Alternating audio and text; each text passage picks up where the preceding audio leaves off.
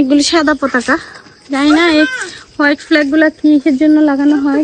রাস্তা আসলে অনেক ভালো লাগতেছে জায়গাটাতে এসে, এরকম প্লেস আসলে এটা একটা চোখের শান্তির জায়গা, দেখলেই চোখে একটা শান্তি পাওয়া যাচ্ছে।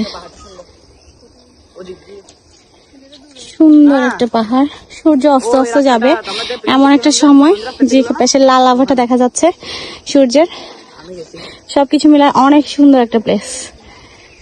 অর্জুন, হ্যাঁ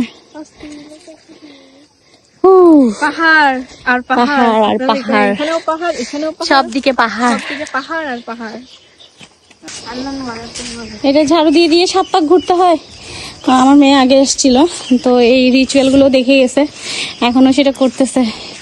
7 পাক ঘুরে ঝাড়ু দিয়ে দিয়ে ঘুরে তারপর পানি খেতে হয়।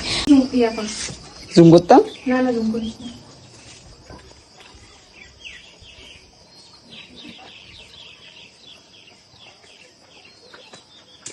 আমার 2 বছর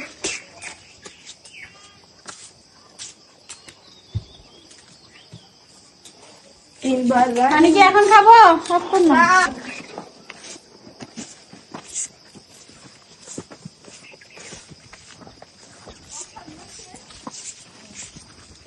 দূরাচ্ছে না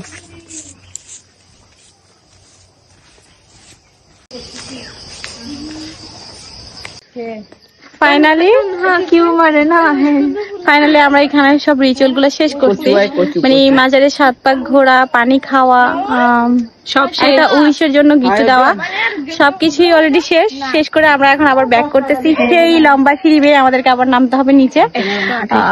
128টা না 114টা কিছু একটা শুনেছি, অন্যরকম একটা আবহাওয়া, মানে পরিবেশটাই অন্যরকম, একটা সুন্দর ভাইবটাই অন্যরকম, দেখতে এত বেশি মজা লাগতেছে, এত বেশি ভালো লাগতেছে। আর কোনো একদিন দেখা হবে এভাবে, হ্যাঁ মেমোরেবল একটা ডে আমাদের জন্য। এই বান্দরটাকে ফ্রেমে আনতে ইচ্ছা করে না এইভাবে। আর এখানে আমার মা, দিদা তো হাঁপিয়ে গেছে, বাট এখন ঠিক আছে। আর এখানে আমার ছোট বান্দর মামা কোন শুরু করো। বান্দর তুই হ্যাঁ, এখন আমরা সিঁড়িগুলো অ্যাকচুয়ালি গুনবো যে কয়টা সিঁড়ি আমরা ক্রস করে উঠছি, নামার সময় গুনবো, আসার সময় বেশি এনার্জি লস হয়ে গেছিল তাই আর গুনতে পারি নাই।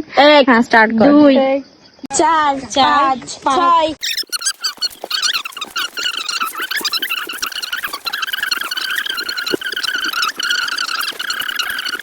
6 9 10 11 12 13 14 বরাবর 114টা সিঁড়ি আমরা ক্রস করে আসছি। ফাইনালি আমরা নিচে